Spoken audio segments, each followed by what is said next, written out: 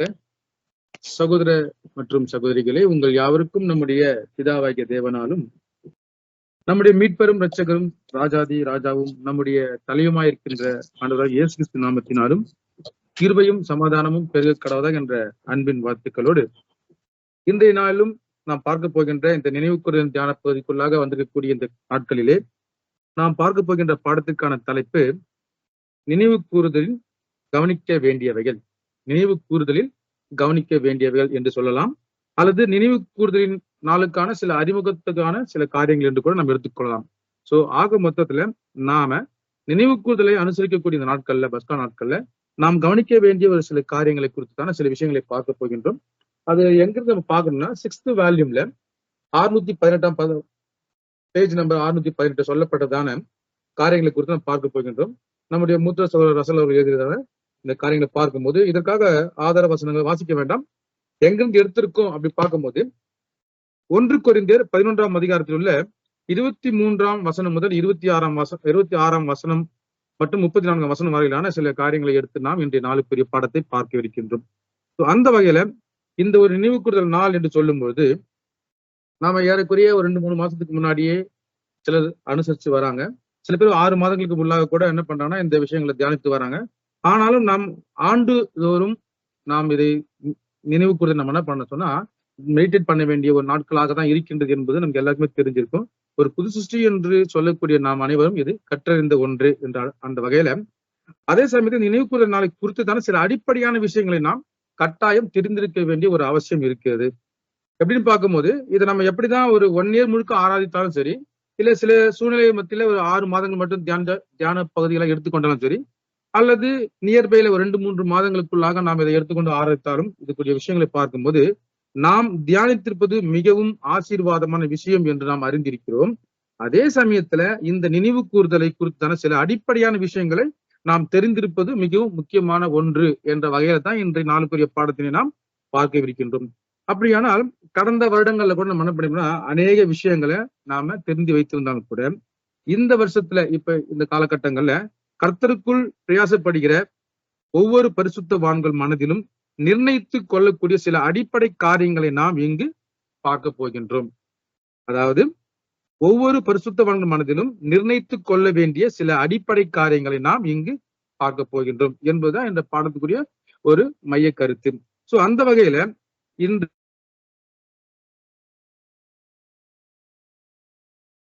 கவனிக்க வேண்டியவர்கள் என்ற விஷயத்தில் நாம் பார்க்கும்போது இந்த தலைப்பினை நாம் எப்படின்னா ஒரு 3 காரியமாக நாம் இன்னைக்கு பார்க்கலாம். 3 காரியமாக பிரிச்சு நம்ம பார்க்கலாம் என்ற விஷயத்த பார்க்கிறோம்.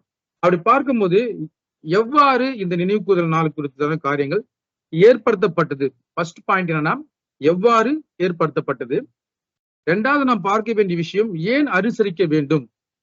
3வது நாம் எவற்றை நினைவு கூற வேண்டும். அப்படி 3 பிரிவுகளாக ஒரு 3 பகுதிகளாக நாம் இன்றைய நாளுக்குரிய பாடத்தை பார்க்கவிருக்கின்றோம். சோ அந்த வகையில பார்க்கும்போது முதலாவதாக சொல்லப்பட்ட எவ்வாறு ஏற்படுத்தப்பட்டது, இந்த நினைவு கூறுதல் தியானங்கள் எப்படி எந்த வகையில் ஏற்படுத்தப்பட்டு பார்க்கும்போது நினைவு கூறுதல் நாள் அல்லது அனுசரணை யாரால் உண்டாக்கப்பட்டது கூட நம்ம என்ன பண்ணலாம் எடுத்துக்கலாம். எவ்வாறு ஏற்படுத்தப்பட்டது அல்லது இந்த நினைவு கூறுதல் நாள் அல்லது இந்த அனுசரணை யாரால் உண்டாக்கப்பட்டது என்ற ஒரு தலைப்பாக கூட நம்ம எடுத்துக்கலாம். முதல் விஷயம். 2வது விஷயம் பார்க்கும்போது ஏன் அனுசரிக்க வேண்டும் அப்படி சொல்லப்பட்ட பிற்பாடு ஒரு புது சிருஷ்டி நினைவு கூறுதல் நாளை ஏன் அனுசரிக்க வேண்டும், அந்த நாளில் ஏன் அவசியம் பங்கெடுக்க வேண்டும் என்ற ஒரு 2வது பகுதியாக நாம் பிரித்துக் கொள்ளலாம். 3வது பகுதி பார்க்கும்போது நாம் எவற்றை நினைவு கூற வேண்டும், அந்த நாளில் புது சிருஷ்டி என்னென்ன காரியங்களை நினைவு கூற வேண்டும். ஒரு 3 பிரிவா நம்ம பார்க்க போறோம். இப்போ முதல் பிரிவு பார்க்கக்கூடிய வகையில் நம்ம இப்போ கடந்து போகிறோம். அப்போ நினைவு கூறுதல் நாள் என்று சொல்லும்போது கடந்து போன காரியங்களை நினைவு கூற வேண்டும் என்று ஒரு வகையில் என்ன பண்ணலாம் சொல்லலாம்.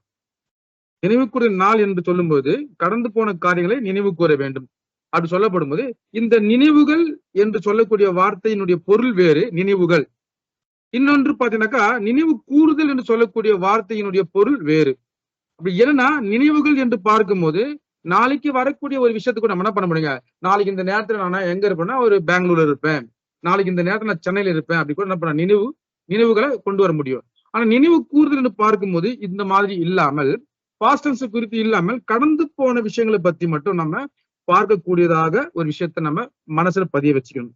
அப்போ நினைவுகள் என்பது திடீர்னு நமக்கு தோன்றுகிற புதிய காரியங்களா கூட ஒருவேளை இருக்கலாம். அது நினைவுகள் என்று சொல்லும் போது. ஆனால் பழைய காரியங்கள் கூட இருக்கலாம். ஆனால் நாளைக்கு நாம் இருப்போம் அப்படி சொல்லக்கூடிய விஷயமா கூட இருக்கலாம். இது நினைவுகள். நினைவு கூறுதல் என்பது இதில் சில ஏற்கனவே நடந்து முடிந்த காரியங்களை நினைவு கூற வேண்டியவர்களாக நாம் இருக்கின்றோம். எந்த ஒரு விஷயத்துல அந்த ஒரு மனப்பாங்களை நம்ம பார்க்கக்கூடிய ஒரு பாடமாகத்தான் இருக்குது. அப்போ புதியவைகள் தோன்றுவதற்கான இனி வரக்கூடிய விஷயங்கள் என்று சொல்லத்தக்கதான வாய்ப்புகளை பற்றி இங்க சொல்லப்படுதுன்னா கட்டாயம் இல்லை. ஆனால் மேற்கண்ட ஒரு 3 பகுதியா நம்ம பார்த்தோம் இல்லைங்களா, அதை எப்படி நம்ம அனுசரிக்கணும் அப்படின்ற விஷயத்த ஒன் பை ஒன்னா இப்ப பார்க்கலாம்.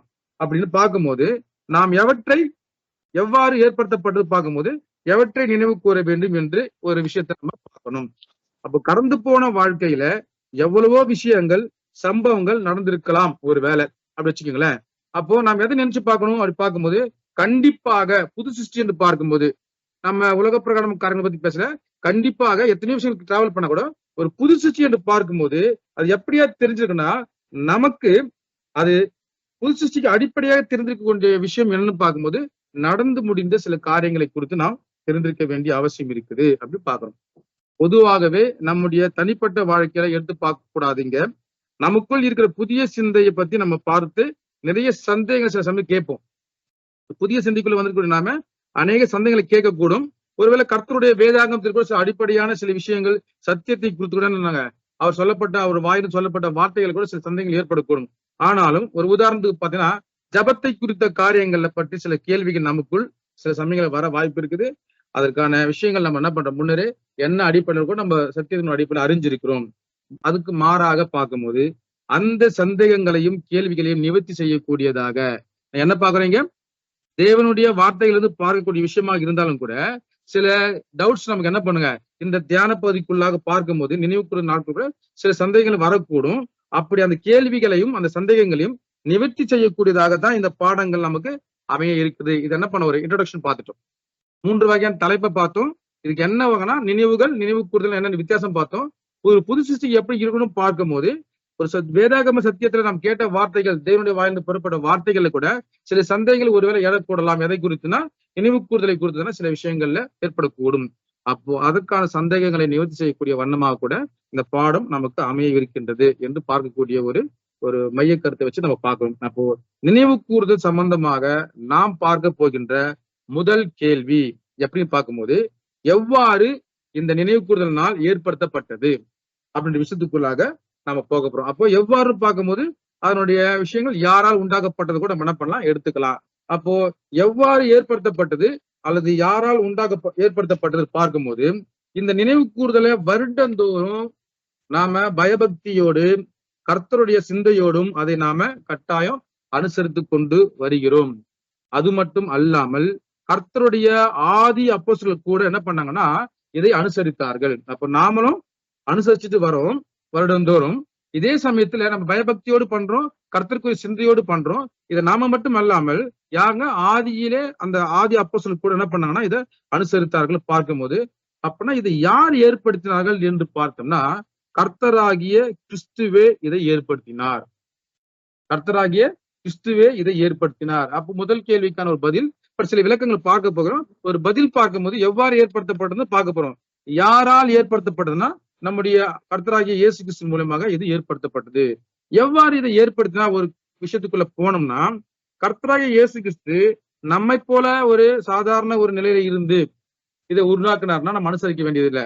ஆனால் அவருடைய சில கேரக்டர்ஸ் பார்க்கும்போது நம்மை போல விழுந்து போன மனிதர் அல்ல. நம்முடைய தலையாய் கிறிஸ்து நம்மை போல விழுந்து போன மனிதர் அல்ல. ஏன் அப்படின்னா மனிதருக்குள்ளதான் என்ன பண்ணாக்கா அறிவில் குறைவு ஏற்படக்கூடிய வாய்ப்பு இருக்குது. மனிதருக்குள்ளாக சில சமயங்கள்ல தன்னோட ஞானத்துல குறைவு ஏற்படக்கூடிய வாய்ப்பு இருக்குது. ஆனால் நம்முடைய ஆண்டவராய் இயேசு கிறிஸ்து அவர் என்னங்க ஞானத்தில் குறைவுபட்டவரா கட்டாயம் இல்லை. ஏன்னா எந்த ஒரு காரியத்தையும் அவர் எப்படி செய்வார்னா நிதானித்து செய்வார். ஆனா மனிதர்களாகிய நாமோ மனுக்குலமாகிய நாமோ அது நிதானிப்பதை சில சமயங்களை தவறி விடுவோம். இப்ப என்ன பார்த்தோம், விழுந்து போன மனிதர் அல்ல அவர் நம்முடைய ஆண்டவர் இயேசு கிறிஸ்து. அதே சமயத்துல ஒரு நிதானம் இழந்து செய்யக்கூடியவரான கட்டாயம் அப்படிப்பட்டவரும் அல்ல. அதே சமயத்துல ஞானம் மிகுந்தவராக இருக்கின்றபடியினால இது எந்த ஒரு தடுமாற்றமும் இல்லாமல் எந்த ஒரு பலவீன வாழ்க்கையும் அவர் மேற்கொள்ளாமல் ஒரு முறையாக செய்திருக்கக்கூடிய அவருடைய வாழ்க்கையை பார்த்தோம்னா, அவருடைய வாழ்க்கையில் நம்ம என்ன பார்க்க முடியும்? இது எல்லாத்தையுமே பார்க்க முடியும். ஒரு விழுந்து போகாத நிலை, ஒரு ஞானம் பெற்ற நிலை, எதையும் நிதானித்து செய்யக்கூடிய தன்மை, அதே சமயத்தில் தடுமாற்றம் இல்லாமல் முடிவுகள் எடுக்கக்கூடியவராக நம்முடைய ஆண்டவராய் இயேசு கிறிஸ்து இருந்தார். எப்படி கிடையாதுன்னா, நம்மை போல அல்ல. ஏன்னா அவர் ஒரு பரிபூரணர். மேற்கொண்டு இந்த பார்த்த எல்லா விஷயத்தையும் பார்க்கும்போது அனைத்தையும் அவர்கிட்ட என்ன கிடையாதுங்க, இந்த நிதானம் எடுக்கக்கூடிய விஷயம் கிடையாது, ஞானம் இல்லாத தன்மை கிடையாது, தடுமாற்றம் ஒரு விஷயத்தை பார்க்க முடியாது, ஒரு வீழ்ந்து போன மனிதரும் அல்ல என்ற இந்த அனைத்து காரியத்தோடு பார்க்கும்போது எந்த ஒரு முடிவை அவர் எடுத்தாலும் ரொம்ப ஞானமாகவும் சிந்தித்தும் நிதானத்தும் எடுப்பார். அப்போ எந்தவித தடுமாற்றம் இல்லாமல் கிறிஸ்து வாழ்ந்தார் என்பதே இதற்கு முக்கியமான காரணம். அப்ப ஏற்படுத்தப்பட்டது கிறிஸ்துவா என்று பார்க்கும்போது மனிதர்கள் ஏற்படுத்தப்பட்ட காரியங்கள் நம்ம கடைபிடிப்பது வந்து வழக்கமா வைத்துக் கொள்ளலாம், அல்லது வழக்கத்துக்கு மாறாக நம்ம என்ன பண்ணலாம், ஒதுக்கலாம். ஆனால் இதை நம்ம அனுசரிக்க வேணும் அப்படி பாக்குறதுக்கு முன்னாடி எவ்வாறு ஏற்படுத்தப்பட்டது பார்க்கும்போது இவருடைய தன்மைகள் குறித்து, நம்முடைய தலையாகிய ஆண்டவர் இயேசு தன்மைகள் குறித்து பார்க்கும்போது அத்தகைய நிலைப்பாட்டுல என்ன பண்ணிருக்காருன்னா, ஞானமாகவும் சிந்தித்தும் நிதானித்தும் எடுத்தார். இந்த எந்த தடுமாற்றம் இல்லாமல் கிறிஸ்து வாழ்ந்தாரு, அவர் ரோல் மாடலா இருக்காருன்னு பார்க்கும்போது அவர் சொன்ன இந்த விஷயங்களை நம்ம என்ன பண்றோம், பார்ப்பது ஒரு அவசியத்தின் அடிப்படையில இதை பார்க்கிறோம். அப்ப யாரால் ஏற்படுத்தப்பட்டதுன்னு பார்க்கும்போது நம்முடைய ஆண்டவராகிய இயேசு கிறிஸ்துவால் ஏற்படுத்தப்பட்டது என்பதை விஷயத்தை பார்க்கிறோம். காரணம், அவர் ஒரு பரிபூரணாக இருந்தார், பரிபூரணராக அவர் இருந்தார். அப்போ தேவனை பொறுத்த வரைக்கும் பாத்தீங்கன்னாக்கா, நம்முடைய ஆண்டவராக இயேசு கிறிஸ்துக்கு அளவில்லாமல் தம்முடைய ஆவியை அவர் கொடுத்திருந்தார் என்பதை நாம் வேதத்தினுடைய வசனங்கள்ல வாசிச்சிருக்கோம். அப்போ பலவீனமான நமக்கே தேவன் பரிசுத்த ஆவியை கொடுக்கும் போது நாம் என்ன பண்றோம், ஓரளவுக்கு உண்மையை காண்பிக்கிறோம். தேவனுடைய சமூகத்துல தேவனுடைய வழிகளை பின்பற்றும் போது உண்மையை நம்ம காமிக்கிறோம். எந்த அளவுக்கு நம்ம பெற்றிருக்கிறோம் பரிசுத்த ஆவியை, ஓரளவுக்கு பெற்றிருக்கக்கூடிய பலவீனமான மனிதரை நாம என்ன பண்றோம் சொன்னா உண்மையை காண்பிக்கக்கூடிய நிலை இருந்தோம்னா, கிறிஸ்துவுக்கு பிதாவாகிய தேவன் பாருங்க தம்முடைய ஆவியை அளவில்லாமல் கொடுத்திருக்கா என்பதை நாம் வாசித்து கேட்டிருக்கிறோம் வசன பகுதிகள்ல. அப்போ எந்த குறைவும் அவரிடம் இருப்பதற்கான வாய்ப்பு இல்லை. அவருடைய கிரியை பரிபூர்ணமாக இருந்திருக்கிறது, இருக்கும். ஏன் அப்படி பார்க்கும்போது எந்த இடத்திலும் இந்த காரணங்களை நாம சொல்றோம்னாக்கா, ஒரு பரிபூர்ண மனிதராக இருக்கக்கூடிய வகையில ஒரு காரியம் எதை செஞ்சாலும் அவர் காரணம் இல்லாமல் பேசவோ சிந்திக்கவோ தொடவோ மாட்டார் என்ற விஷயத்தை நமக்கு 100க்கு 100% நாம் அறிந்திருக்கின்றோம். நம்முடைய தலையாய கிறிஸ்துவை பற்றி ஒரு பரிபூர்ணம் மட்டும் இல்லாமல் அவர் எந்த ஒரு விஷயத்தையும் பரிபூர்ண மனிதன் என்று சொல்வது மட்டும் இல்லைங்க, அவர் காரணம் இல்லாம எந்த ஒரு காரியத்தை பேச மாட்டாரு. அப்போ இந்த தியானத்தை குறித்த இந்த நினைவு கூறுதலை பத்தி பேசியிருக்காருன்னா எந்த ஒரு ஞானத்தோட பேசியிருப்பாரு நம்ம பார்க்கணும். சிந்திக்காம பேசியிருப்பானா கட்டாயம் வாய்ப்பு இல்லை. தொடவே மாட்டேன் எந்த ஒரு காரியத்துனா, அப்ப இந்த இடத்துல இந்த வார்த்தைகளை தொற்றிருக்காரு பார்க்கும்போது எதையோ நமக்கு என்ன பண்ண சொல்ல வரா, இதுல ஒரு உண்மையை நாம் என்ன பண்ணணும்னு சொன்னா 100க்கு 100% புரிந்து கொள்ள வேண்டும். அதனால்தான் சில மூத்த சகோதரர்கள் சொல்லும் போது கூட என்ன சொன்னாக்கா, கிறிஸ்து தன்னுடைய 3.5 வருட ஊழியத்துல சில இடங்களை சொல்லுவாங்க, ஏன்னா திரும்பி பார்த்தார், கிறிஸ்து திரும்பி பார்த்தார் என்ற ஒரு வார்த்தைகளை நாம கேட்டிருப்போம். அப்படி சொல்லும் போது எவ்வளவுதான் இந்த வார்த்தைகளை நம்ம அதிக முறை கேட்டு கூட கேள்விப்பட்டிருந்தால் கூட திரும்பி பார்த்தார் என்ற வசனம் இருக்கக்கூடிய அந்த இடங்களை பார்த்தோம்னா அது ஏதோ ஒரு அர்த்தம் இருக்குது என்பதை மூத்த சகோதரர் பதிவு செய்திருக்காங்க. சோ எந்த அடிப்படையில இந்த பதிவை அவர்கள் செய்யறாங்கன்னா, காரணம் இல்லாமல் அவர் திரும்பி பார்க்க மாட்டார் அப்படின்னா எதையும் அவர் என்ன பண்ண மாட்டாங்க, வீணாக யோசிக்காம செய்ய மாட்டார். அப்போ அவர் சொல்லக்கூடிய விஷயங்கள் திரும்பி பார்த்தா சொன்னாலும் கூட இந்த பாடத்தின் மூலம் நாம் பார்க்கிற முதல் கேள்விக்கு, கிறிஸ்து தன்னுடைய முதல் வருகையில வரும்போது ஏன் இந்த நினைவு கூறுதல் அல்லது இந்த அனுசரணையை சீசர்கள் மத்தியில் ஏற்படுத்தினார் அப்படின்னா, தன்னுடைய மனதில் ஏதோ ஒரு காரணம் வைத்திருக்கிறார். அந்த காரணத்தை அடிப்படையாக வைத்து அதன் அடிப்படையில் தான் கிறிஸ்து தம்முடைய சீசர்களில இந்த ஒரு சடங்கை நினைவு கூறுதலை ஏற்படுத்தும்படியாக ஏற்படுத்தினார் என்று சொல்லக்கூடிய ஒரு காரணத்தை நம்ம பார்க்க முடியுது. இது வரைக்கும் பார்த்த விஷயம் புரிஞ்சிருக்கும். எவ்வாறு ஏற்படுத்தப்பட்டது, யாரால் ஏற்படுத்தப்படுதுன்னா அதை பதில் பார்த்துட்டோம். அப்படி ஏற்படுத்தப்பட்டவருடைய கேரக்டர் என்னன்னு பார்த்துட்டோம். இப்ப நம்மள மாதிரி அவர் என்ன கிடையாது, அவர் நம்மள மாதிரி கிடையாது, அவர் மனிதர் அல்ல, ஒரு வீணாக சிந்திக்கக்கூடியவர் அல்ல, அதே சமயத்துல அவர் தடுமாற்றம் நிறைந்தவர் அல்ல என்ற ஒரு சில காரியங்களை பார்த்துட்டோம். இதனால மூத்த சகோதரர் சொல்லப்பட்டதான சில காரியங்களை பார்க்கும்போது திரும்பி பார்த்தார்னு சொன்னாலும் கூட அவர் எந்த ஒரு காரியங்களை திரும்பி பார்க்க மாட்டார்னாக்கா, அப்ப அவர் இந்த வாசகங்கள் நமக்கு பதிவு செய்திருக்கிற பார்க்கும்போது இந்த வசனங்கள் அடிப்படையில நாம கட்டாயம் இதை எந்த அளவுல நம்ம நிறைவேற்றணும் என்பதை பார்க்கணும். அப்போ எந்த ஒரு காரியத்தை மனதில் வைத்து இதை எவ்வாறு ஏற்படுத்தினா என்ற ஒரு காரணம் பார்க்கும்போது மத்தேயு 26ஆம் அதிகாரம் 17ஆம் வசனம் முதல் 19ஆம் வசனம் வரை வாசிங்க சிஸ்டர். சிஸ்டர் கேக்குதா? கேக்குது பிரதர். மத்தேயு 26ஆம் அதிகாரம்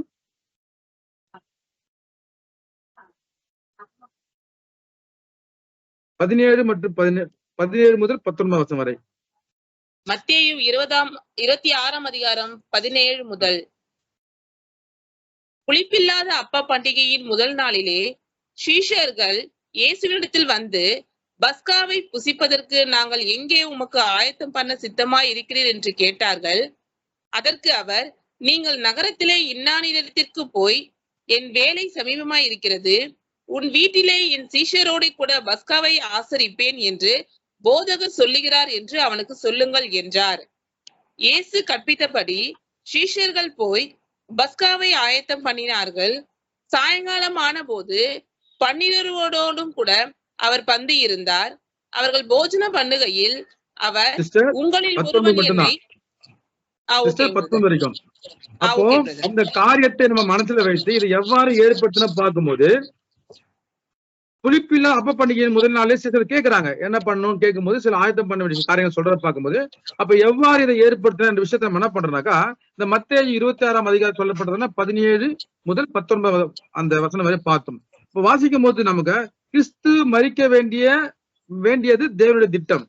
அவர் எந்த தேதியில மரிக்கணும் என்பது கூட என்ன பண்ணப்படுங்க தேவனுடைய திட்டமாக இருந்தது பாக்குறோம். அப்ப இந்த காரியங்கள்லாம் ஆயத்தம் பண்ணப்படும் போது அவர் மரிக்க வேண்டிய ஒரு காலகட்டம் தேவன் திட்டம் பார்க்கும்போது அது என்னவானா நீசான் மாதத்துல 14ஆம் தேதியாக இருந்தது என்பதை கூட நம்ம உணர முடியும். அப்ப இந்த வசனங்கள் அடிப்படையில இந்த காரியத்தை மனதில் வைத்து இது எவ்வாறு ஏற்படுத்துன்னு பார்க்கும்போது இந்த வசனங்கள் நமக்கு சில விஷயங்களை என்ன பண்ண வெளிப்படுத்தப்பட்டிருக்கிறது பார்க்கிறோம். அப்போ எதை வைத்து கூறுகிறோம் என்றால், இந்த சம்பவங்களை பார்த்து எதை வச்சு கூறுகிறோம் என்றால், பழைய ஆடு அடிக்கப்பட்டதை வைத்துதான் நிஜமான ஆடு அடிக்கப்பட்டது என்று சொல்லக்கூடியதை நம்ம பார்க்கிறோம்.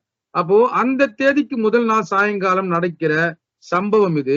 இந்த வசனம் 17 பார்த்தீங்கன்னா, அப்ப இஸ்ரவேல் ஜனங்கள் பஸ்கா ஆடு அடித்த தேதிக்கு துவங்கி அடுத்த நாளில் இருந்து ஒரு வாரம் என்ன பண்ணுவாங்கன்னா அவங்க அந்த புளிப்பில்லாத அப்ப பண்டிகையை கொண்டாடுவாங்க. இது பஸ்கா பண்டிகை நம்ம தெரியும், நமக்கு வந்து நம்ம வேதத்துல வாசிச்சிருக்கோம். அப்போ இந்த பண்டிகையை அனுசரிக்கும் போது கூட கர்த்தர் இயேசு தன்னுடைய வாழ்நாட்களில் அவர் பிறந்து ஒரு 33.5 வருடங்கள் வரைக்கும் என்ன பண்ணாங்க, 33.5 வருடங்கள் வரைக்கும் நியாயப்பிரமாணத்துக்கு கீழாக இருந்தார். நியாயப்பிரமாணத்தை கடைபிடிச்சார் என்ற விஷயங்களை பார்க்கணும். அப்போ நியாயப்பிரமாணத்தில் சொல்லக்கூடிய ஒவ்வொரு பண்டிகையுமே அவர் அனுசரிக்க வேண்டி இருந்தது. எப்பன்னா அவர் சொன்ன விஷயங்களை பார்க்கும்போது அவர் அனுசரிக்க வேண்டியது நியாயப்பிரமாணத்துக்கு உட்பட்டதா இருந்தது பார்க்கணும். ஆனா இப்ப பாருங்க, கிறிஸ்து தன்னுடைய வாழ்நாட்களில் கடைசி வருஷத்துல இருக்கிறாரு. இந்த நடக்கக்கூடிய சமயம் கடைசி இயர்ல இருக்கிறாரு.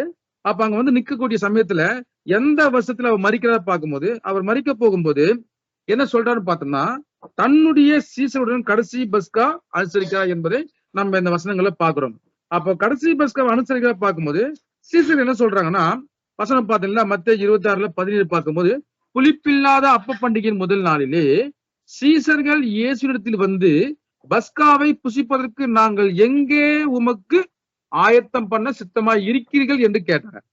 அப்ப அந்த சித்தம் என்ன, எப்படி அனுசரிக்கணும்ன்ற விஷயத்த என்ன பண்றாங்கன்னாக்கா அது கேட்கக்கூடிய விஷயங்களை நம்ம பார்த்து வாசிக்கிறோம். அப்போ சீசர்களுக்கு கிறிஸ்து என்ன பண்ண போறாங்க, மரிக்க போகிறார் என்பது தெரியாது. கிறிஸ்து மரிக்க போகிறார் என்பது தெரியாது.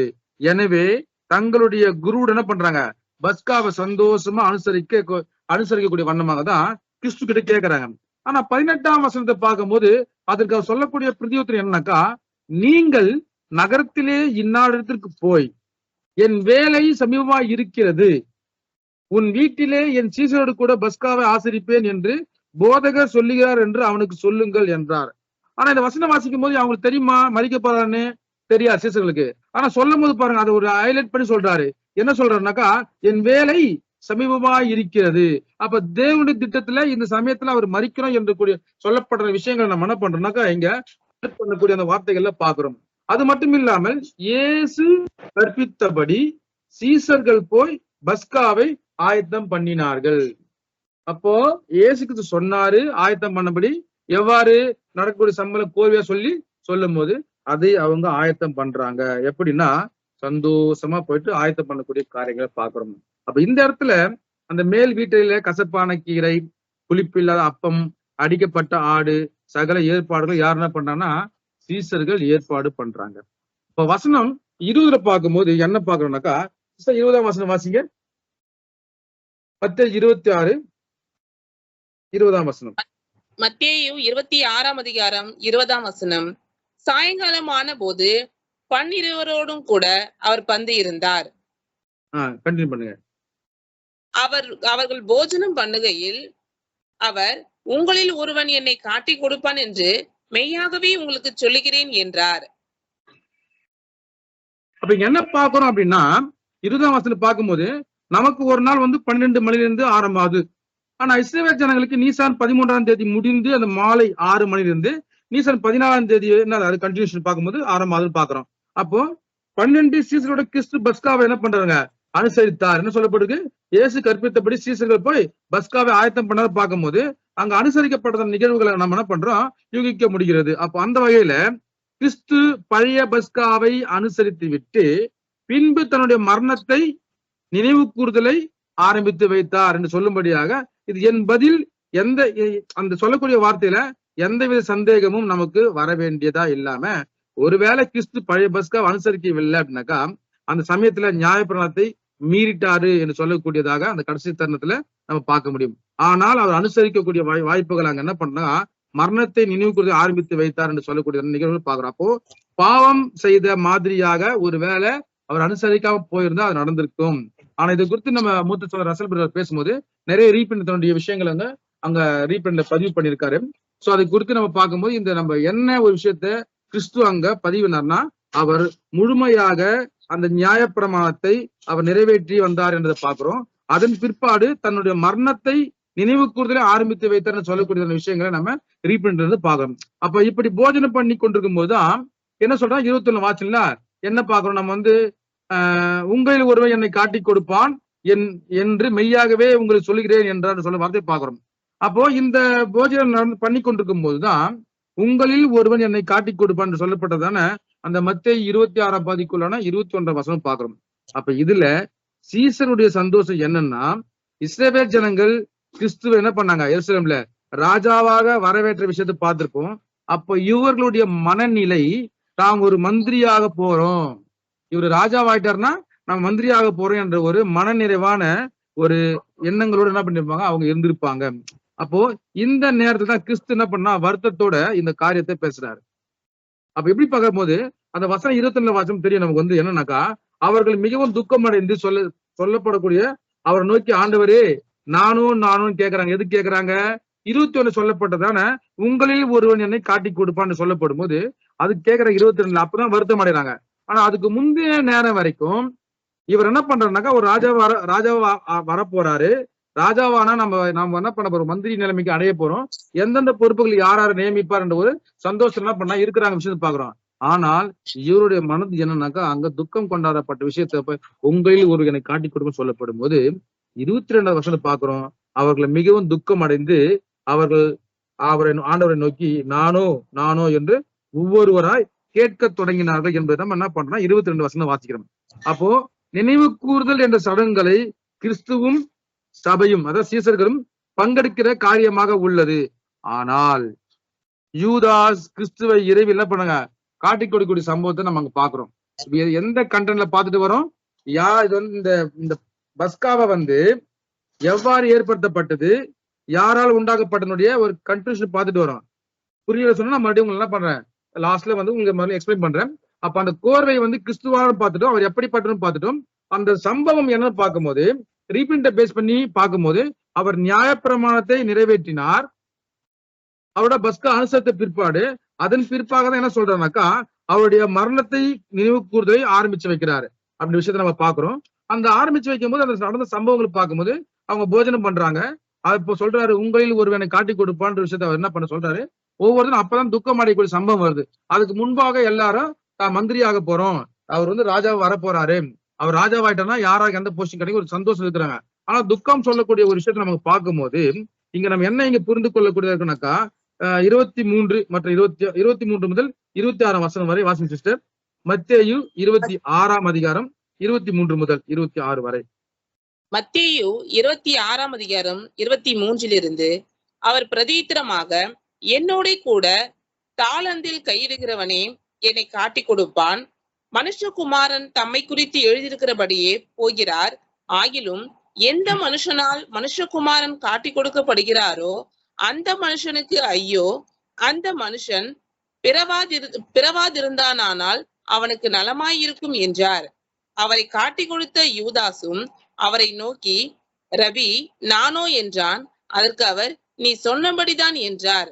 அவர்கள் போஜனம் பண்ணுகையில் இயேசு அப்பத்தை எடுத்து ஆசீர்வதித்து அதை பிட்டு சீஷர்களுக்கு கொடுத்து, நீங்கள் வாங்கி புசியுங்கள், இது என்னுடைய சரீரமாய் இருக்கிறது என்றார்.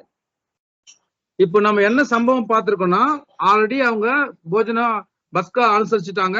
அதன் பிற்பாடு நடக்கக்கூடிய விஷயத்துல துக்கம் கொண்டாடும்படி ஒரு விஷயம் வார்த்தை அவங்களுக்கு என்ன பண்ணாங்க, காட்டி கொடுக்குன்னு சொல்லப்படும் போது நானும் கேட்கறாங்க. அதுக்கு ஒரு கண்டினியூ எல்லாரும் கேட்டு சொல்லும் போது இவரும் கேட்கிறாரு. யாருன்னா நம்ம யூதாஸ் காரத்து கேட்கிறாரு, நீ சொன்னபடிதான் சொல்லிட்டு பிற்பாடு அதன் பிற்பாடு நடக்கக்கூடிய விஷயங்கள் அப்போ நினைவு கூறுதல் பார்க்கக்கூடியதான அந்த நியாயப்பிரமாணத்தை முழுமையா அவர் நிறைவேற்ற பிற்பாடு நினைவு கூறுதல் சொல்லும்படியான அவருடைய மரணத்தை, தன்னுடைய மரணத்தை நினைவு கூறுதல் ஆரம்பிச்சு வச்சார்னு சொல்வதற்கான 26 வசனப்பதி பார்க்கும்போது, அவர்கள் போஜனம் பண்ணுகையில் இயேசு அப்பத்தை எடுத்து ஆசீர்வதித்து அதை பிட்டு சீசர்களுக்கு கொடுத்து, நீங்கள் வாங்கி புசியுங்கள், இது என்னுடைய சரீரமா இருக்கிறது என்றார். பின்பு பாத்திரத்தை எடுத்து ஸ்தோத்திரம் பண்ணி அவர்கள் கொடுத்து, நீங்கள் எல்லோரும் இதுல பாதனம் பண்ணுங்கள், இது பாவ மன்னிப்புக்கு உண்டாகும்படி அணுகருக்காக சிந்தப்படுகிற புது உடன்படிக்கை ரத்தமாக இருக்கிறது சொல்றப்போ இந்த 26 மற்றும் 27 பார்க்கக்கூடிய விஷயங்கள் நடப்பதற்கு முன்பாக நடந்த விஷயங்கள்னாக்கா, ஒரு பந்தியா அங்க ஆயத்தம் பண்ண மேல் வீட்டை பண்ணக்கூடிய விஷயங்கள் இருக்குது. அங்க கசப்பான கீரை புளிப்புல அப்ப எல்லாத்தையும் என்ன பண்ண சேர்க்கிறாங்கன்னா, அந்த நியாயப்பிரமாணத்துக்கு உட்பட்டதான சில நிகழ்வுகள் என்ன பண்றாங்கன்னா, அங்க நடந்ததுல இவர் பங்கெடுக்கிறார். அதன் பிற்பாடு இறுதியா தான் என்ன பண்றாருனாக்கா, இந்த நினைவு தன்னுடைய மரணத்தை குறித்த நினைவு கூறுதலை ஆரம்பிச்சு வைக்கிறத பாக்குறோம். அப்ப என்ன சொல்றாரு பார்க்கும்போது 26, 27, 28 வசனங்கள் மத்த 26 சொல்லப்பட்ட காரியம் பார்க்கும்போது, இது நீங்கள் வாங்கி புசியுங்கள், இது என்னுடைய சரீரமா இருக்கிறது. எதை குறிக்குதுங்க? பஸ்கானுடைய ஒரு கண்டென்ட் மையக்கருத்து உள்ள வருது. இந்த பாவ மன்னிப்பு உண்டாகும்படி அனைவருக்காக சிந்தப்படுகிற புது உடன்படிக்கையில் புது உடன்படிக்கை ரத்தமாக இருக்கிறது சொல்லிட்டு அந்த திராட்சரசத்தை பத்தி கூறுறாரு. அப்போ பிற்பாடு நடந்த சம்பவங்களை பார்க்கும்போது என்ன புரிஞ்சுக்கிறோம் பார்த்தோம்னா, அப்போ தேவனுடைய திட்டத்துல மிக முக்கியமானது நியாயப்பிரமாணத்தில் ஒன்றான பஸ்காவை கிறிஸ்து அனுசரித்தார். இந்த 12ஆம் அதிகாரத்தை பார்ப்போம் நம்ம யாத்ராகமத்துல. அந்த இஸ்ரவேல் ஜனங்கள் பஸ்காவை அனுசரித்தனர். இவற்றை நாம் அனுதினமும் தியானிக்கக்கூடியவர்களாக இருக்கிறோம் என்பது ஒரு பாடம் நமக்கு புரிஞ்சுக்கிறோம். யாத்ராகமம் 12ஆம் அதிகாரம் சொல்லப்படுற அடிக்கப்பட்ட ஆடு, அதாவது நம்முடைய கர்த்தராகிய கிறிஸ்துவை குறிக்கிறதாக இருக்கிறது என்பதை நம்ம பார்க்கிறோம். அப்போ இந்த காரியத்தை குறித்து நன்கு கிறிஸ்து அறிந்திருந்தபடியால் தான் பஸ்காவை அவர் என்ன பண்றாரு, அனுசரிக்கிறாரு.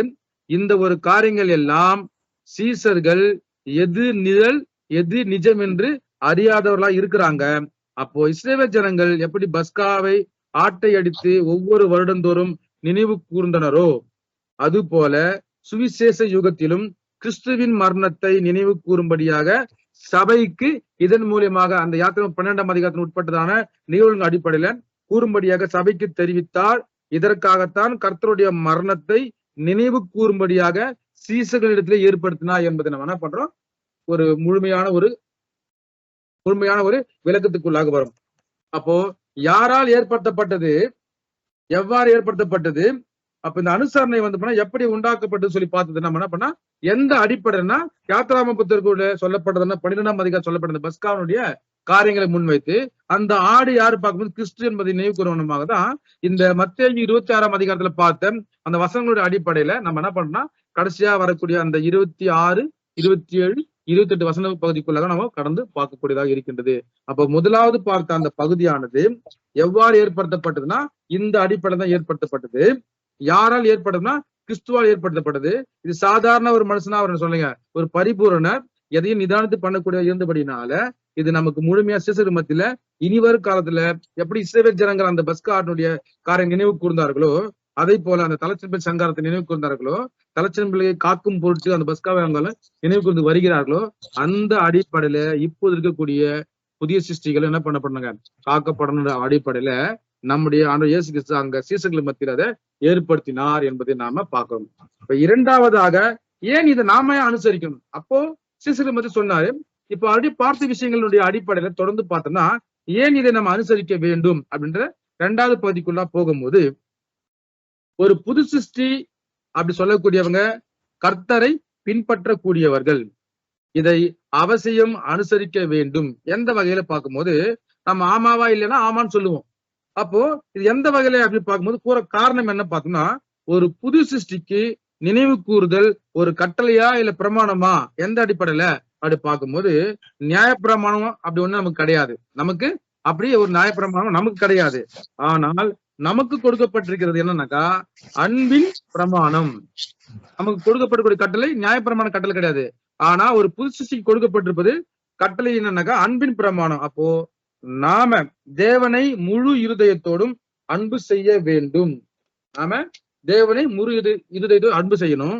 நாம சகோதரர்களிடம் என்ன பண்ண அன்பு செய்ய வேண்டும். இந்த அன்பில் பூர்ணப்பட வேண்டும். இதுதான் நமக்கு கொடுத்திருக்கக்கூடிய கட்டளை. அப்போ ஏன் இதை நம்ம அனுசரிக்கணும் பார்க்கும்போது, அனுசரிப்பின் காரணங்கள் புது சிருஷ்டிக்கு எந்த அடிப்படையில் பார்க்கும்போது ஒரு அன்பின் பிரமாணம் இருக்கிறதுனால, நாம சகோதர மத்தியில அன்பு செய்ய வேண்டியதா இருக்கிறதுனால, அன்பில் பூர்ணப்பட வேண்டியது இருக்கிறதுனால இதை நாம் என்ன பண்ணணும் சொன்னாக்கா கிறிஸ்துவினால் கொடுக்கப்பட்ட அன்பின் பிரமாணம் என்ற அடிப்படையில இதை நாம் கட்டளையாக நம்ம ஃபாலோ பண்ண வேண்டிய அவசியம் இருக்குது. அப்போ தேவன் வேதாகமத்துல நமக்கு பண்டிகையோ சடங்கையோ அனுசரிப்பதற்காக நமக்கு கொடுக்கலைங்க. தேவன் வேதாகமத்துல நாம் அனுசரிப்பதற்கு பண்டிகையோ சடங்கையோ கொடுத்துருக்கா இல்ல. ஆனால் ஒரு முக்கியமான காரியம் என்ன சொல்லப்பட்டிருக்கு பார்க்கும்போது, நாம் கிறிஸ்து போல, நாம் நம்முடைய தலையாக கிறிஸ்துவை போல தேவ சித்தம் செய்வதற்கு நம்மை ஒப்பு கொடுத்த, அதாவது ஞானஸ்தானம் கொடுத்தோம்ல, அந்த ஒப்பு கொடுத்த ஞானஸ்தானம் இதை நாம் கடந்து இப்ப என்ன பண்றோம் வந்திருக்கோம். அப்படி பார்க்கும்போது கிறிஸ்துவனுடைய மரணத்தை நம்முடைய மரணம் வரைக்கும் பங்கெடுக்கவும், கிறிஸ்துவனுடைய மரணத்தை நம்முடைய மரணம் வரைக்கும் பங்கெடுக்கவும், அந்த கிரியைகளை நாம் உண்மையுள்ளவர்களாக காண்பிக்கவுமே நாம் இதை முக்கியமாக இந்த நினைவு கூற வேண்டிய காரியங்களாக நாம பாக்குறோம். இதைதான் ரசல் சகோதரர் பார்க்கும்போது நம்ம சில விளக்கம் குறிக்கிறோம். என்னன்னா ஆக்சுவலா பார்த்திருப்போம் கிறிஸ்து எப்படி வந்தன்னு பார்க்கும்போது பிலிப்பியர் 2ஆம் அதிகாரம் 6 மற்றும் 7ஆம் வசனம் வாசிங்க சிஸ்டர். பிலிப்பியர் 2ஆம் அதிகாரம் 6 மற்றும் 7ஆம் வசனம். பிலிப்பியர் 2ஆம் அதிகாரம் 6 மற்றும் 7ஆம் வசனம். அவர் தேவனுடைய ரூபமாய் இருந்தும் தேவனுக்கு சமமாய் இருப்பதை கொள்ளையாடின பொருளாக எண்ணாமல் தம்மை தாமே வெறுமையாக்கி அடிமையின் ரூபம் எடுத்து மனுஷர் சாயலானார். 8 வாசிங்க. 8ஆம் வசனம். அவர் மனுஷ ரூபமாய் காணப்பட்டு மரண பரியந்தம், அதாவது சிலுவையின் மரண பரியந்தமும் கீழ்ப்படிந்தவராகி தம்மை தாமே தாழ்த்தினார். அப்போ தம்மை தாமே தாழ்த்தினா கடைசி வரைக்கும் மரண பரியந்தம் வரைக்கும் காமிச்சார். பார்க்கும்போது நம்முடைய ரோல் மாடல் அவரா இருக்கின்றபடினால, தலையா கிறிஸ்தா இருக்கின்றபடினால, ஒரு அன்பின் பிரமாணத்துக்கு உட்பட்டவர்களாக நாம இருக்கின்றபடினால, அந்த அன்பின் பிரமாணத்தை நமக்கு அவர் போதித்தபடினால அதற்கு உட்பட்டவர்களாக நாம அவரை போல என்ன பண்ண மரண பரியந்தம் வரைக்கும் இந்த அவருடைய மரணத்தை நாம் நினைவு கூற வேண்டியவர்களாக கட்டாயமாக இருக்கின்றபடினால இதை நம்ம செய்ய வேண்டிய அவசியத்துக்குள்ளாக நாம் இருக்கிறோம் என்பதை இங்க பார்க்க முடியுது. அப்போ ஏன் அனுசரிக்க வேண்டாம், இதான் காரணம்.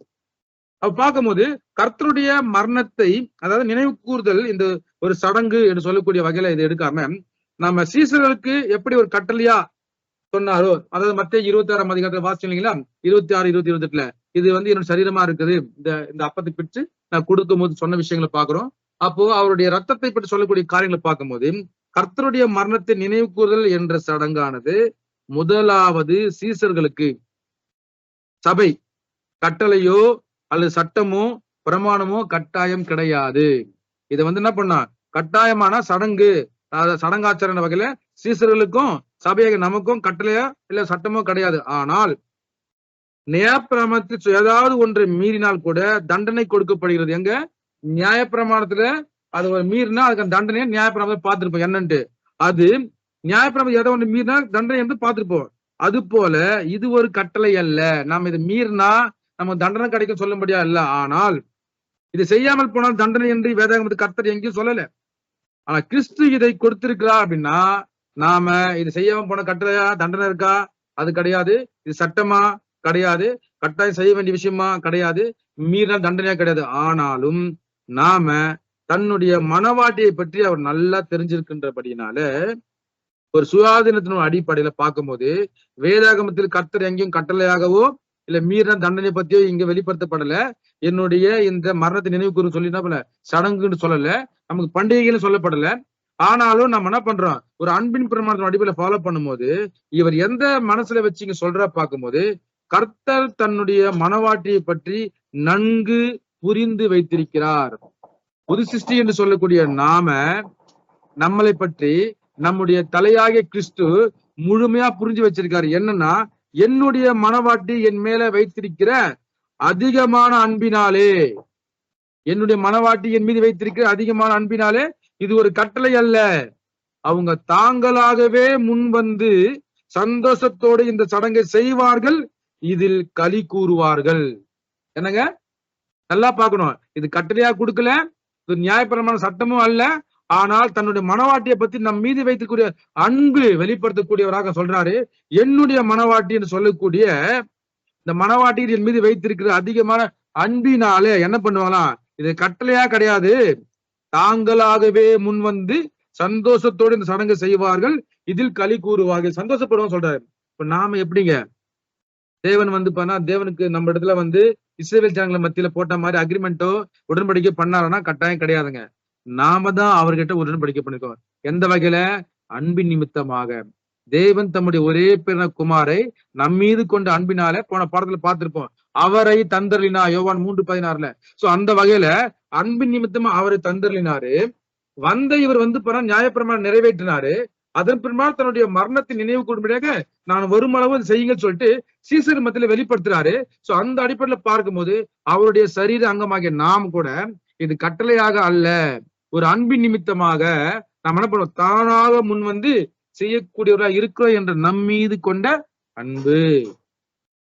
நாம முன் வந்து செய்வோம் என்பது எப்படி உடன்படிக்கல நாம முன் வந்து, அப்பா இனிமேல் இது என் சித்தம் அல்ல, இது எல்லாம் உன் சித்தம் எப்படி நம்ம முழுமையா ஒப்பு கொடுத்துருமோ, பலியின் ஜீவ செலுத்துருமோ, அது அடிப்படையா சொன்று சொல்லப்பட்டதான காரியமாக இருக்கின்றத நாம எங்க பாக்குறோம். அப்போ நாம முழுமையா பார்க்கும்போது இந்த ஒரு நினைவு கூறுதலின் அனுசரணையானது, இப்போ நாம இந்த நினைவு கூறுதலின் அனுசரணையானது இதை ஒரு கடமையாக செய்வது கட்டாயம் இல்லை. ஒவ்வொரு புது சிருஷ்டியும் இதை ஒரு கடமையா செய்யல, இதை ஒரு பரிசுத்தவான்களுக்கு கொடுக்கப்பட்ட ஒரு ஸ்லாக்கியம், இது எனக்காக கொடுக்கப்பட்ட கிருபை, இது நான் நிறைவேற்ற வேண்டிய ஒரு ஸ்லாக்கியமா இருக்குது, தேவனால் அருளப்பட்ட ஒரு விஷயமா இருக்கு சொல்லக்கூடிய வகையில அனுசரிக்க வேண்டும். இதில் என்ன ஸ்லாக்கியம்? இந்த ஸ்லாக்கியம் என்னன்னா, நிறைய பாடங்களை பார்த்துருவோம், தனியாக ஒரு பாடமா இருக்குது. அப்ப நமக்கான ஒரு பாக்கியத்தை அவர் கொடுத்திருக்காரு. இது எல்லாருக்குமே இந்த வாய்ப்பு கிடைக்கல. கோடான கோடி மக்களை வந்து தேவன் படைச்சிருந்தாலும் கூட ஒரு சிறு மந்தி என்று சொல்லக்கூடியதான சபைக்கு இஸ்ரவேல் ஜனங்கள் அத்தனை பேர் இருந்தாலும் கூட ஒரு 12 பேர்கள் மட்டும் சீசல் தெரிந்து கொள்ளப்படும் போது அவர்களும் மத்தியில் பேசுறது அன்பின் பிரமாணம் என்று சொல்லக்கூடிய கட்டளை நிமித்தமாக ஆண்டவர் இயேசு கிறிஸ்து தன்னுடைய மனவாட்டியில் சொல்லப்பட்ட வார்த்தை. இது கட்டளை கிடையாது, தண்டனை கிடையாது, ஆனால் தானாக முன் வந்து செய்வார்கள் சொல்லும்போது நம் மீது அவர் வைத்த நம்பிக்கை, நமக்காக கொடுத்த ஒரு அன்பு, பிதாவாகிய தேவனால் கொடுக்கப்பட்ட அன்பு, அது நிறைவேற்றினாக வந்து நம்ம மத்தியிலே செய்த ஒரு அன்பு, சகோதர மத்தியில நிலைநாட்ட வேண்டிய அன்பு நிமித்தமாக இது நாம் செய்ய வேண்டிய ஒரு ஸ்லாக்கியத்தை நம்ம தந்திருக்கா பார்க்கும் போது இது நமக்கு மட்டுமே கிடைச்ச மிகப்பெரிய ஒரு பாக்கியமாக இருக்கின்றது. அப்போ நாம இத வருடா வருடம் அனுசரிக்க நினைவு கூறுதல் ஒரு பண்டிகை அப்படியா கேட்டா பண்டிகை அல்ல, இது ஒரு அருமையான விலையேறப்பட்ட நிழலினுடைய நிஜம். ஒரு விலையேறப்பட்ட நமக்கு மட்டுமே அருளப்பட்டது. அப்படிப்பட்ட ஒரு நிழலினுடைய நிஜம். ஒரு பரிசுத்தவானாக அநேக நிஜங்களை கிறிஸ்து மட்டும் வாழ்க்கை நிறைவேற்றினால் போதாது, அதே சமயம் அவருடைய சரீரங்களை குறித்து சொல்லப்பட்ட நிழல்களை அவருடைய சரீர அங்கங்களாக இருக்கக்கூடிய நாம வாழ்க்கையில நிறைவேறணும். ஏன் அனுசரிக்கணும் கட்டாயம் நாம பார்த்துட்டோம். பார்க்கும்போது அந்த வகையில பஸ்காவின் நிழல் என்பது பரிசுத்தவான்களுடைய வாழ்க்கையில் நிறைவேறக்கூடிய ஒரு அருமையான நிஜமாக இருக்கிறது. அந்த நிஜம் என்ற பார்வையில் தான் நாம் இதை அனுசரிக்கிறோம். இது ஒரு பண்டிகை அல்ல அப்படின்னு தான் சொல்றாரு, இது சடங்கும் அல்ல. அப்ப இதை குறித்து தான் 6th வால்யூம்ல 618வது பக்கத்துல நாம அநேக விஷயங்களை பார்க்கக்கூடிய பாடத்திற்குள்ளாக நாம் பார்த்து கொண்டு வந்திருக்கிறோம். இப்ப 3வது விஷயத்துக்கு போயிடலாம். 2 விஷயங்களை நம்ம பார்த்துட்டோம். என்னன்றது உங்களுக்கு கட்டாயம் தெரிஞ்சிருக்கும். எவ்வாறு ஏற்படுத்தப்பட்டதுன்னா ஒரு விஷயத்தை பார்த்தோம். அதே சமயத்துல யாரால் ஏற்படுத்தப்பட்டது பார்த்துட்டோம். ஏன் அனுசரிக்க வேண்டிய விஷயத்தை பார்த்துட்டோம். இப்ப ஃபைனல் பண்ணிட்டோம். 3வது பார்க்கும்போது நாம் எவற்றை நினைவு கூற வேண்டும்.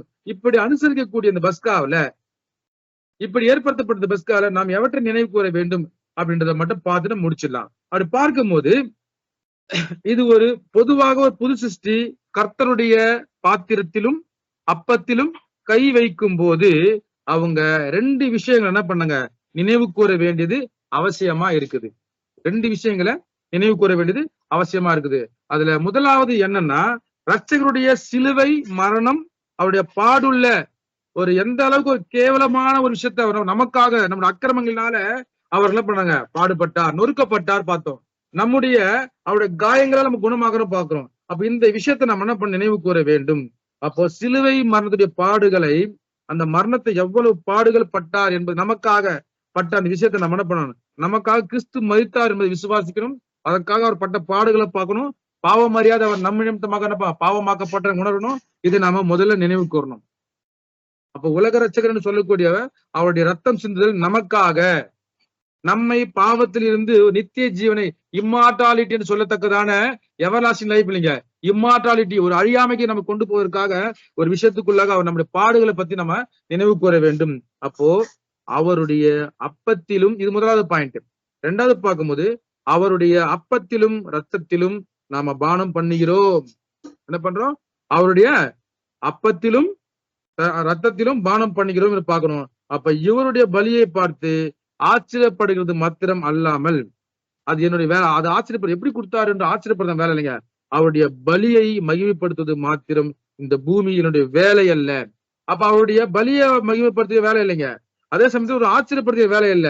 அப்போ நாமும் அதே போல, நாமும் அவருடைய சரீரம் தலை என்ன பண்ணுங்க பாடுகளுக்கு உட்பட்டது. அப்ப சரீரம் என்ன பண்ண அந்த மாதிரி அவரோட பாடுபட்டால் அவரோட ஆளுகை செய்யும். அந்த வருஷம் நம்ம என்ன பண்ணோம் நினைவு கூறக்கூடியவராக நாமும் கூட கர்த்தரிடம் அர்ப்பணித்திருக்கிறோம். இதான் முக்கியங்க.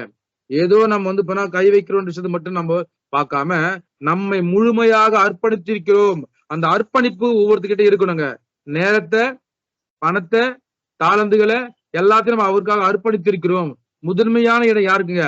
பிதாவாகிய தேவனுக்கு கிறிஸ்து மூலமாக நம்ம செலுத்தணும். அப்போ இந்த பலி செலுத்தம் எப்படி இருக்குன்னு சொன்னா, நாம தேவனுக்கு ஏற்ற பிரகாரமாக, அவர் ஏற்றுக்கொள்ள வண்ணமாக, அதான் சொல்லுவாங்க, இந்த வேற ஃபார்ம்ல நம்ம போய் என்ன பண்ணோம் பலியானது போய் சேரணும் பார்க்கும்போது அவர் விரும்பத்தக்க வகையில போயிட்டு சேர்க்கக்கூடியவர்களாக நம்முடைய பலியை செலுத்தும் என்பதை பாக்குறோம். அப்போ இவருடைய பலியை பார்த்து ஒரு ஆச்சரியப்படுறதுக்கோ இல்ல ஒரு மகிமைப்படுத்துவதற்க மட்டும் இல்லைங்க, அதை நாம முழுமையாக அவருக்கு அர்ப்பணித்திருக்கிறோம் என்பதை பார்க்கும்போது அந்த உடன்படிக்கையை நாம் நினைவு கூற வேண்டியதாக இருக்கிறோம்.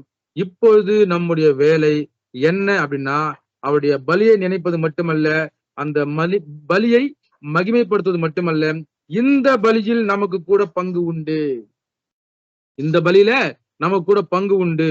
அதாவது நம்முடைய அர்ப்பணிப்பை நிறைவேற்றக்கூடியவர்களாக நாம இருக்கிறோம் என்பது அந்த பாடத்திற்கான ஒரு விஷயத்தை நாம பார்த்து முடிக்கிறோம். அப்போ 3 காரியங்களை பார்த்திருக்கோம். அப்படி பார்க்கும்போது அவர் வெளிப்படுத்தின விஷயம் நம்ம இதன் மூலமா பார்க்கக்கூடிய விஷயம் என்ன பார்க்கும்போது, தேவன் மூலமாக கிறிஸ்து நமக்கு வெளிப்படுத்தக்கூடிய திட்டத்துல பார்த்தோம் என்னன்னா, இது எவ்வாறு ஏற்படுத்தப்பட்டது பார்த்துட்டோம், யாரால் பார்க்கப்பட்டது பார்த்தோம், அந்த அடிப்படையில ஏன் அனுசரிக்கணும் பார்த்துட்டோம்.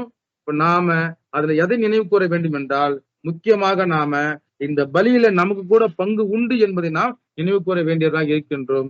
அந்த வகையில இந்த பாடம் நமக்கு வெளிப்படுத்தப்பட்டிருக்குது மூத்த சகோதரர் ரசல் சகோதரர் அவர்களால. அதனால பொறுமையோடு கேட்ட உங்களை தேவன் தாமே ஆசீர்வதிப்பாராக. ஆமீன்.